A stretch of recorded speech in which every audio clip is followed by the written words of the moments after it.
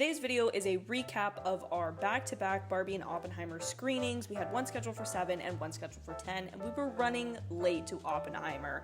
And so by the time we got to our seats, I had to go to the bathroom so bad. So I Tom Cruised my way to the bathroom, ran back to our seats, and was seated plenty of time before the movie. It worked out great, but I was nervous. I was scared, will I have to pee again? Is Christopher Nolan really gonna make me cry with this bomb? I just don't know. So then, immediately after that movie get out, we ran to Barbie. I wanted popcorn, so I got popcorn. Tom Cruised my way back to the seats, then had to go to the bathroom again. So I ran to the bathroom, made my way back just in time for our 10 p.m. Barbie, which started around 10:30.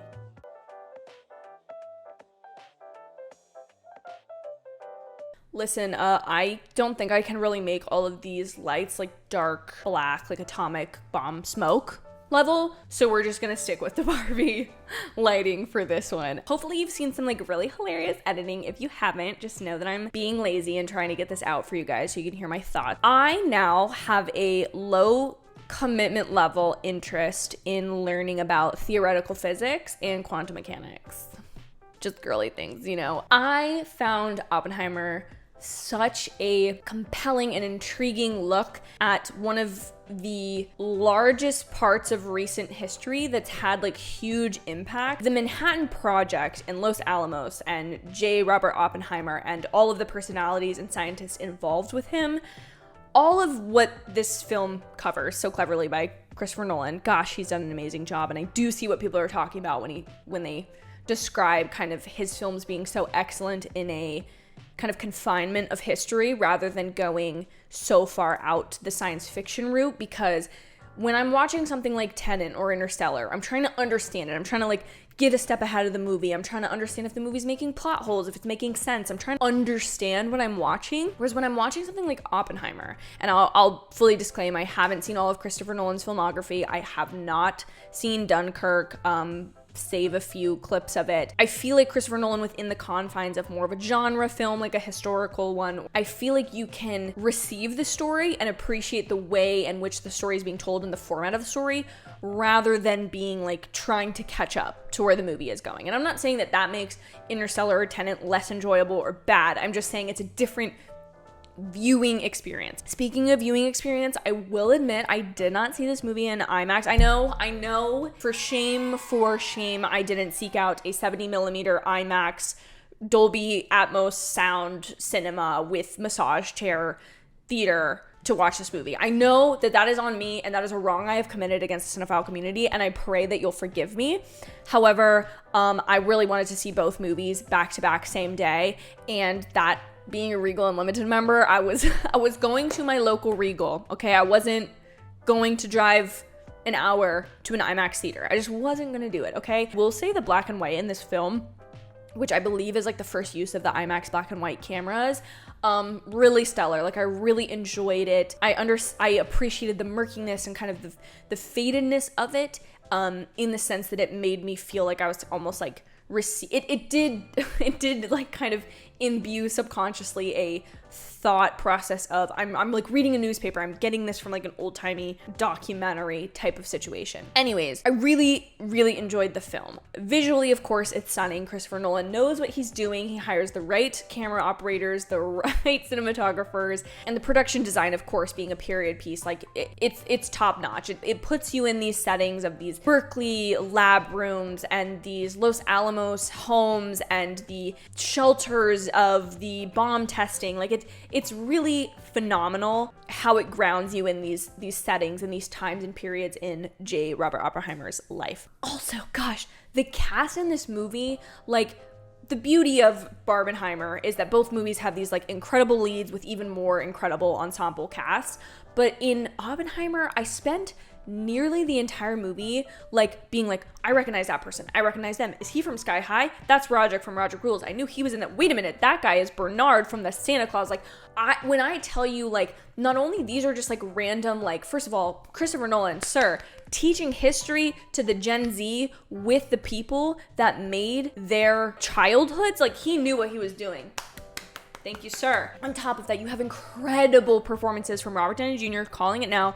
Give that man a Best Supporting Oscar. Is that a little early to say? Yeah, it is, but I'm saying it. You've got Emily Blunt fantastic. Florence Pugh, for the few scenes she's in, is great. Cillian Murphy, I mean, do I even need to say that this didn't even feel like it was Cillian Murphy to me? Like, it was like, okay, I'm the guy. Like, I'm with Oppenheimer right now. Like, we're chilling in the bomb shelter together. I just feel like they're all such talented people that when they're all together, no singular person almost stands out above the rest. Everyone else is just such at a great talent, and I think it really also brings out the best in characters that may only have a couple lines, like a Jack Quaid or a Josh Peck, but you see them really going like head to head with these other actors in these really great scenes. So I mean, Matt Damon is incredible too. Aldrich, I think is his name, the guy that played young Han Solo in Solo.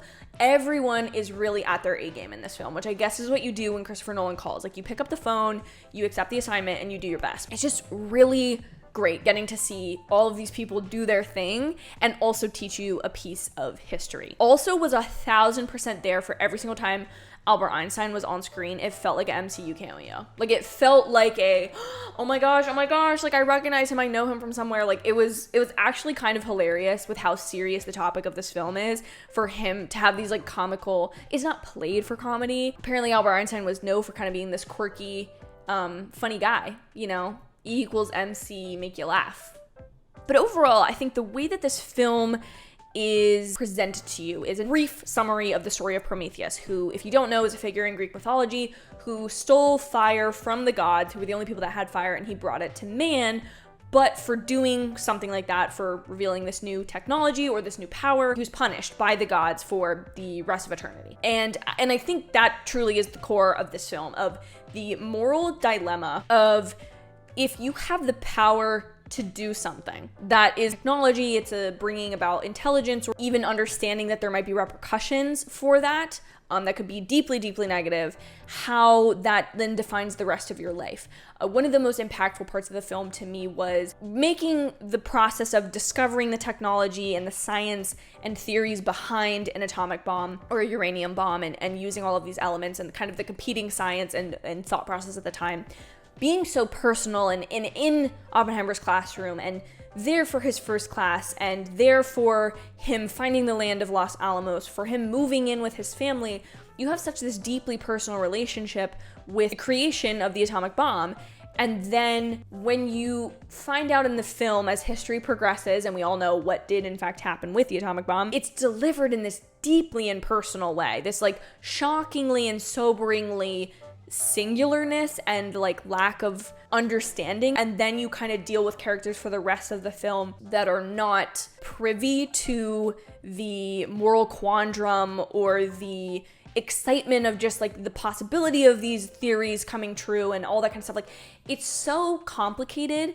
And I pray and hope I'm never in a situation where I am a smart enough person to contribute something like this to society and then potentially be blamed for it for the rest of my life. Like, I'm gonna hope that that's not kind of the caliber of intelligence I'm working with, but it's so interesting to watch. And then also as a critique of an American political system, or the way that science progresses before our morals are really able to process it, or our laws are able to do anything about it, and how sometimes those laws that made one thing possible then turn around and bite it and kind of destroy it.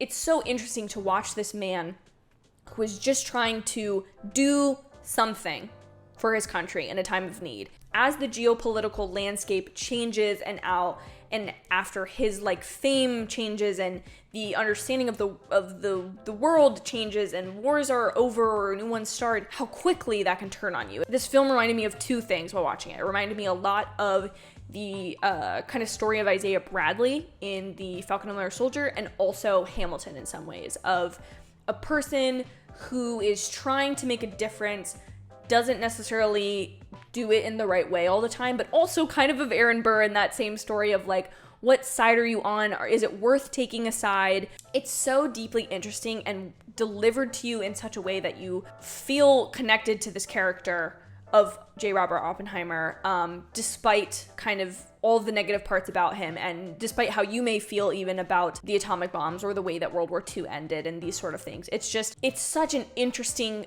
discussion of this small little town in New Mexico that ended up shaping the history of the rest of the world. And it's also kind of cool to see this like team of scientists like assembled kind of like a superhero squad, like, and understand where they're all from and understand kind of the excitement from some of them. And I'm just a fan. I'm just a fan. It was a great time. It was a great film. I think I can maybe call myself a Chris Nolan fangirl at this point. I think he consistently delivers films that are entertaining plot-wise, that are such powerful stories. Please let me know in the comments down below what you thought of Oppenheimer, where this ranks for you amongst Nolan's filmography, as well as if you saw Oppenheimer or Barbie first. I'm curious to know. Thank you all so much for watching. I hope you have a great day, and I'll see you in the next one. Bye, guys.